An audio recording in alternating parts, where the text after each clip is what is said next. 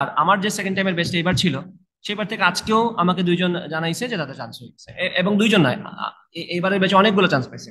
একজন ছিল second timer আমার বেস্ট থেকে, যে গত বছর আমার বেঁচে ছিল, এই বছর আমার বেঁচে ছিল। সে গত বছর 3000-এর বা সামথিং এরকম ছিল পজিশন তার জিএসটি তে। এবার সে সাস্টে 149তম হয়েছে, সিএসসি পেয়ে গেছে। আরেকজন গত বছর সাস্টেই ভর্তি ছিল, একটু পিছনের ডিপার্টমেন্টে, মানে তার পছন্দ অনুযায়ী সে পায় নাই। এবার পরীক্ষা দিছে, এবার সে জেনেটিক্স পেয়ে গেছে। আরেকজন গত বছর চান্স পায় নাই, এবার আরিউতে পেয়ে গেছে ভালো পজিশনে, 700 সামথিং। আরেকজন আজকেও মেসেজ দিল সকালে, সেও আমার গতবারের বেঁচে ছিল, এবারে বেঁচে ছিল। সো দেখো, সেকেন্ড টাইমারটা আসলে চান্স পায়, ব্যাপারটা আসলে ভুল যে সেকেন্ড টাইমার চান্স পায় না, চান্স পায়। তোমার একটু লেগে থাকা লাগবে।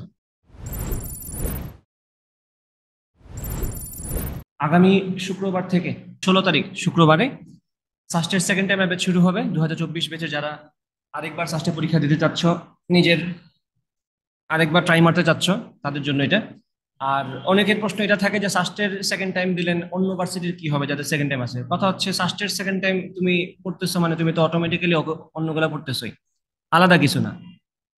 এই আর কি কাহিনী। সো তুমি যদি এই বেচে জয়েন করো, তাহলে অটোমেটিক্যালি সেটা তোমার সকল ভার্সিটি যেগুলো সেকেন্ড টাইমের জন্য প্রযোজ্য সেগুলো কভার হবে। আর আমি ইনফ্যাক্ট এডমিশন এমন ভাবেই পড়াই যে তোমার অটোমেটিক্যালি সব কভার হবে। এখানে আলাদাভাবে কোনো ভার্সিটি ওরিয়েন্টেড করে যে এই ভার্সিটির জন্য আমি এইভাবে পড়াচ্ছি, ব্যাপারটা এরকম না। আমি তোমাকে একদম বেসিক থেকেই পড়াবো, যেটা তোমার শাস্ত্রীয় কাজে লাগবে, তোমার আরিউতেও কাজে লাগবে, সিইউতেও কাজে লাগবে, যেখানেই তুমি সেকেন্ড টাইম পরীক্ষা দাও সেখানেই কাজে লাগবে। তো এখানে কোনো সমস্যা আসলে নাই।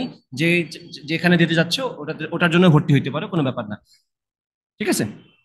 আচ্ছা, শুধুমাত্র ফিজিক্স এবং ম্যাথস এবং কোর্সই হচ্ছে প্রথম 20 জনের জন্য। প্রথম যে 20 জন থাকবে আমাদের এনরোলমেন্টে, প্রথম 20 জনের জন্য 4500 টাকা।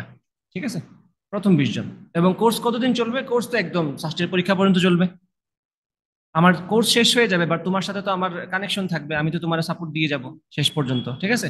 আরো অন্যান্য ব্যাচে, নতুন ব্যাচে তো জয়েন করবে, তখন তাদের সাথে তুমি ক্লাস করতে পারবা। বোঝা গেছে কিনা?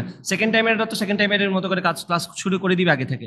পরবর্তীতে যখন আমাদের ফার্স্ট টাইমারদের আবার 25 ব্যাচের যখন আবার শুরু হবে, তাদের এডমিশন ব্যাচ, তখনও তারা ক্লাস করতে পারবে। ঠিক আছে, এই হচ্ছে কথা। আর কি কি থাকবে, এগুলো সব কমন কথা, সবাই জানো কি থাকে। চ্যাপ্টার ওয়াইজ ক্লাস থাকবে, চ্যাপ্টার ওয়াইজ এক্সাম থাকবে, ক্লাস রেকর্ড থাকবে এবং লেকচারের পিডিএফ থাকবে।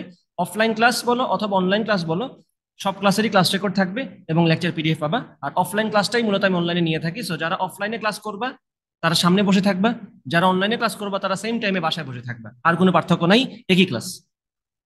ঠিক আছে, একই রেকর্ড। পার্সোনাল মেন্টরিং তো আর জানা কথা, যেহেতু কানেকশন থাকবেই আমার সাথে ডিরেক্ট। আমার হোয়াটসঅ্যাপে মেসেজ দিবা। আমার মেন্টরশিপ যে গ্রুপটা আছে, মেন্টরশিপ গ্রুপ বলতে কি, ওখানে জাস্ট ওই বেসিক কথাবার্তাই হয়। তো ওই গ্রুপে জয়েন করে ফেলতে পারবা। ওখানেই সবাইকে আমি অলরেডি অ্যাড করা শুরু করছি। অলরেডি আমার দেখি, আমার অলরেডি সেকেন্ড টাইমের ব্যাচে কজন ভর্তি আছে, অলরেডি ভর্তি হওয়া আছে। এরকম টোটাল আছে সেকেন্ড টাইমার ব্যাচে অলরেডি, ভিডিও বানাচ্ছি যখন তখনের হিসাবে, সেকেন্ড টাইম নিনজাস এই গ্রুপে অলরেডি মেম্বার 10 জন, মানে আমি বাদ দিলে 9 জন টোটাল অলরেডি ভর্তি আছে। এই যে একটু আগে 2 জন ভর্তি হয়েছে, একটু আগে নামাজে গেছিলাম যে, আসার পথে 2 জনের পেমেন্ট করে ফেলছে। তো 2 জন ভর্তি হয়ে গেছে অলরেডি। তো টোটাল 9 জন অলরেডি ভর্তি আছে। এখন বাকিটা তোমরা কে কত দ্রুত ভর্তি হতে পারো, কারণ প্রথম 20 জনের জন্যই এখানে 4500 টাকা কোর্স ফি। আর পরবর্তীতে কোর্স ফি তো অবশ্যই বেড়ে যাবে যদি আমার এই এই স্লটটা ফিল আপ হয়ে যায়। ঠিক আছে। আচ্ছা, ফার্স্টের পরীক্ষা কিন্তু ফুল সিলেবাস হয়েছিল এইবারও। এবার ফুল সিলেবাসে, মানে তারা ঘোষণা দিয়ে রাখছে ফুল সিলেবাসে পরীক্ষা হবে, কিন্তু প্রশ্ন ঠিকই শর্ট সিলেবাস থেকে বেশি আসছে, কিন্তু বলে রাখছিল ফুল সিলেবাস থেকে পরীক্ষা হবে। তো এবারও তার ব্যতিক্রম নাও হওয়ার চান্স বেশি। সুতরাং আমরা ধরে নেব ফুল সিলেবাসে পরীক্ষা হবে, তাই ফুল সিলেবাস ধরেই পড়ানো হবে আর কি। তো দেখো, ফিজিক্সের আহ এই পুরো সিলেবাসটাকে আমি টোটাল 7টা মডিউলে ভাগ করছি। আমাদেরটাতে কয়টা মডিউল ছিল? 6টা। কারণ শর্ট সিলেবাস ছিল, এখন মডিউল 7টা করতে হয়েছে, কারণ এখন চ্যাপ্টার তো সবাই চলে আসছে। তো দেখো, আমার এখানে আমি পড়াবো তোমাদেরকে মডিউল ওয়াইজ। তো দেখো, মডিউল ওয়ানে কি আছে? Vector, dynamics, Newton and mechanics, work energy পাওয়ার, এটা হচ্ছে মডিউল 1। ঠিক আছে। তো ফিজিক্সের মডিউল 1 শেষ হওয়ার পরে আমরা চলে যাব কোথায় বলো তো? আমরা কোথায় চলে যাব? ম্যাথের মডিউল 1-এ। তো আমরা এইভাবেই কিন্তু এডমিশন এবং রিভাইজ ব্যাচ গুলো চালাই গেছি এতদিন যাবত। রিভাইজ ব্যাচ বলো, এডমিশন ব্যাচ বলো, যখনই আমাদের সিলেবাস একবার শেষ, তখনই কিন্তু আমরা ওই মডেলে চলে গেছিলাম, তাই না? আমরা একাডেমিকও মূলত এটা ফলো করছিলাম। আমরা মহাকর্ষ পড়ছি, স্থিরতড়িৎ পড়ছি, দেন চলতড়িৎ পড়ছি, মনে নেই? আচ্ছা। সো এখন মেথডটাতেও ঢুকি। সো ফিজিক্সের মডিউল 1 শেষ হওয়ার পরে আমরা চলে যাব ম্যাথের মডিউল 1-এ। আমি ম্যাথের মডিউলগুলো আপডেট করি নাই, ম্যাথে তো ফুল সিলেবাস থেকে চ্যাপ্টার বাড়বে, বিন্যাস সমাবেশ ঢুকবে এখন। তারপরে যোগাশ্রয়ী প্রোগ্রাম ঢুকবে। তো এগুলো আমি এখন ঢুকাইনি, আপডেট করা হয়নি, এখন আপডেট করে ফেলবো। বাট মডিউল অবশ্যই 6টা থেকে বেড়ে 7টা হয়ে যাবে, 7টা বা 8টা হয়ে যেতে পারে, কারণ বিন্যাস সমাবেশ একটা আলাদা মডিউল। ঠিক আছে, যোগাশ্রয়ী প্রোগ্রাম আলাদা মডিউল, সম্ভাব্যত একটা আছে আলাদাভাবে। তো অনেক কিছুই আছে এক্সট্রা, ম্যাথে অ্যাড হবে। তো ব্যাপারটা হচ্ছে এরকম, আমরা ব্যাক এন্ড ফোর্থ পড়বো। ফিজিক্সের মডিউল 1 শেষ, এই সবগুলা শেষ, তারপর আমরা চলে যাবো ম্যাথের মডিউল 1-এ। তারপর ম্যাথের মডিউল 1 শেষ, আমরা চলে আসবো ফিজিক্সের মডিউল 2-তে, তারপরে ম্যাথের মডিউল 2-তে, তারপরে এইভাবে এখানে আসে ফিজিক্সের মডিউল 3, এইভাবে। এবং মডিউলগুলো দেখো, আমি কিন্তু এরকম না যে ফার্স্ট পেপার শেষ করতেছি দেন সেকেন্ড পেপার রাখতেছি, ব্যাপারটা এরকম না। এখানে সবাই ফার্স্ট পেপার, বাট এখানে দেখো এটা ফার্স্ট পেপার থেকে, এটা সেকেন্ড পেপার থেকে। আইডিয়াল গেস, তারপর থার্মোডাইনামিক্স সেকেন্ড পেপার থেকে। এরপর আসো মডিউল 3-তে। মডিউল 3-তে কে আছে? গ্রেভিটি এন্ড গ্রেভিটেশন, মহাকর্ষ বিকর্ষ। তারপর দেখো স্থির তড়িৎ, জড় তড়িৎ, এই দুইটা কিন্তু আবার সেকেন্ড পেপার থেকে। তো আমি চ্যাপ্টারের কানেকশনটা বুঝে বুঝে চ্যাপ্টার গুলাকে একসাথে করছি, এটা মোটেও first paper then second paper ব্যাপারটা এরকম না। মডিউল 4-এ কে আছে? পদার্থের গাঠনিক ধর্ম, পর্যাবৃত্ত গতি এবং তরঙ্গ, সেটা মডিউল 4-এ। 5-এ কে আছে? ফিজিক্যাল অপটিক্স এবং জিওমেট্রিক অপটিক্স। কেন ফিজিক্যাল অপটিক্স আগে পড়াচ্ছি? কারণ তরঙ্গ পড়ার পরেই কিন্তু তোমার জন্য বেটার হচ্ছে ফিজিক্যাল অপটিক্সটা পড়ে ফেলা, কারণ ওটা তরঙ্গের সাথে কানেক্টেড। দেন জিওমেট্রিক অপটিক্স, যেহেতু অপটিক্স এখন ফুল সিলেবাস আছে, জিওমেট্রিক অপটিক্স এখন নতুন করে ঢুকে গেছে। মডিউল 6-এ আছে magnetic effect of current, electromagnetic induction, যেটা শর্ট সিলেবাসে একদমই ছিল না। মডিউল 7 আবার শর্ট সিলেবাসে ছিল, modern physics, atomic model, semiconductors. এই যে আমরা ফিজিক্স এবং ম্যাথ মিলাই মিলাই পড়বো, ফিজিক্সের একটা, ম্যাথের একটা, ফিজিক্সের একটা, ম্যাথের একটা করে করে সিলেবাস আমরা কমপ্লিট করার চেষ্টা করব। এখন বলি জিনিসগুলো থাকবে কোথায়। জিনিসগুলো থাকবে হচ্ছে গুগল ক্লাসরুমে, classroom.google.com। একটাতে ঢুকি, র্যান্ডম একটাতে ঢুকি। যেমন ধরো গতবারের যে এডমিশন ব্যাচটা, এই যে এডমিশন ব্যাচ 2024, তো এখানে দেখো সুন্দর মতো ক্লাস ওয়ার্কের মধ্যে একদম টপিক ওয়াইজ সব কিছু রাখা আছে। এই যে দেখো একদম শুরু থেকে শেষ পর্যন্ত, যদিও আমি ফিজিক্স আর ম্যাথের আলাদা ক্লাসরুম রাখবো, বাট এখানে একসাথে করে ফেলছিলাম। ভেক্টরের 2টা ক্লাস আছে, নিউটনের মেকানিক্সের 2টা আছে, 3টা আছে, ওয়ার্ক এনার্জি পাওয়ারের আছে, স্ট্রেট লাইন আছে, ম্যাট্রিক্স ডিটারমিনেন্ট আছে, আইডিয়াল গ্যাস আছে, এইভাবে করে করে থার্মোডাইনামিক্স করে করে করে করে একদম সব শেষে, যেহেতু সাস্টের জন্য আমি পরবর্তীতে আবার আলাদাভাবে ফুল সিলেবাসটাও এড করছিলাম, সেই জন্য দেখা একদম শেষ দিকে ফিজিক্সের ফুল সিলেবাসের পার্টটা আমি এখানে এড করে রাখছি। দেখো এগুলো কিন্তু ফুল সিলেবাসের অংশ থেকে দেয়, যে ফুল সিলেবাস লিখে দিছি, ফুল সিলেবাস লিখে দিছি। সো এবারে তার ব্যতিক্রম হবে না আশা করি। আমরা শর্ট সিলেবাস, ফুল সিলেবাস উভয়টাই শেষ করার চেষ্টা করব সময়ের মধ্যে। ঠিক আছে, আর পরীক্ষা তো ইনশাল্লাহ থাকবে।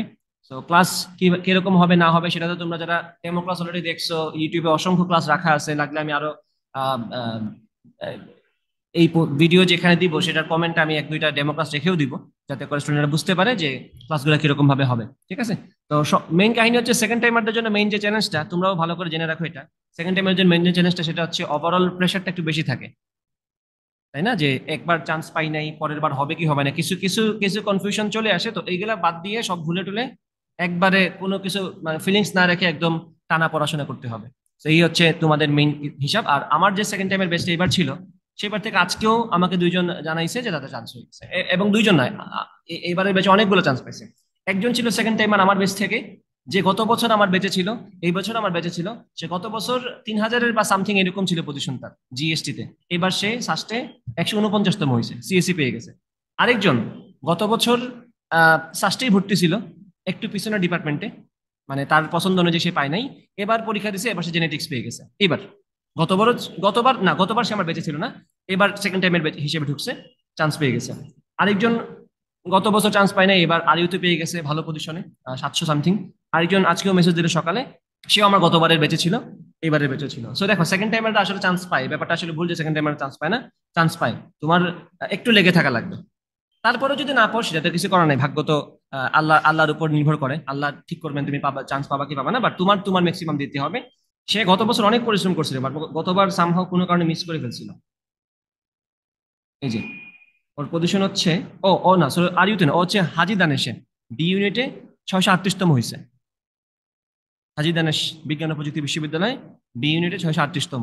আর আরেকজন যার কথা বললাম সে হচ্ছে আর ইউতে হয়েছে 700তম। এরা কিন্তু সবাই সেকেন্ড টাইমে যাদের কথা বললাম। সব থেকে বেশি সারপ্রাইজিং হচ্ছে সে যে গত বছর, এবং সে বুটেক্সে ভর্তি ছিল গত বছর থেকে, যে এবার সাস্টে সিএসসি তে ভর্তি হয়ে গেছে, 149তম এবার হয়েছে। গত বছর থেকে বুটেক্সে ভর্তি ছিল, এবার যা সাহস করে সেকেন্ড টাইমারটা আবার আরেকবার নিজের মতো করে দেওয়া শুরু করছে। আমার ব্যাচের সাথে কানেক্টেড ছিল, বাট ম্যাক্সিমাম পরে তো সেই পড়ছে। আমি পরে যদি চান্স পাইতাম তাহলে তো ব্যাপারটা ছিল সবাই চান্স পাওয়ার কথা, বাট মূলত দায়িত্বটা হচ্ছে স্টুডেন্টের, সে দায়িত্ব নিয়ে পড়তে হবে, সে একটু নিজেকে ধরে রাখতে হবে আর কি, এই হচ্ছে কথা। ঠিক আছে, তো আমি আমার এই ব্যাচটা শুরু করতেছি 16 তারিখ থেকে। আশা করি এবার যারা আসবে তাদেরকে আরো ভালো সার্ভিস দেওয়ার ব্যবস্থা করতে পারবো।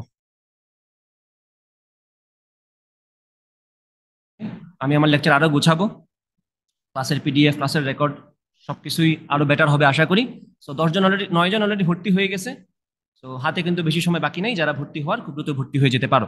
ঠিক আছে, আচ্ছা, এই হচ্ছে আমার কথাবার্তা। তো দেখা হবে ইনশাল্লাহ ক্লাসে। আর ক্লাসগুলা অফলাইনের, যেটা অফলাইনের ক্লাসগুলা মূলত হবে কোথায়? অফলাইনের ক্লাসগুলা মূলত আপাতত ফর নাও আমি রাখতেছি রিকাবি বাজার। আপাতত আমার জন্য এটাই সব থেকে বেটার লোকেশন মনে হচ্ছে, সবকিছু মিলাই রিকাবি বাজারটাই আমার জন্য বেটার, সবকিছু মেনটেন করার জন্য। ঠিক আছে, এই হচ্ছে হিসাব। আর শুক্রবার ক্লাস শুরু হচ্ছে, ইনশাল্লাহ সবাই যারা সিলেট আছে সময় মতো চলে আসবা। ওকে, ডান।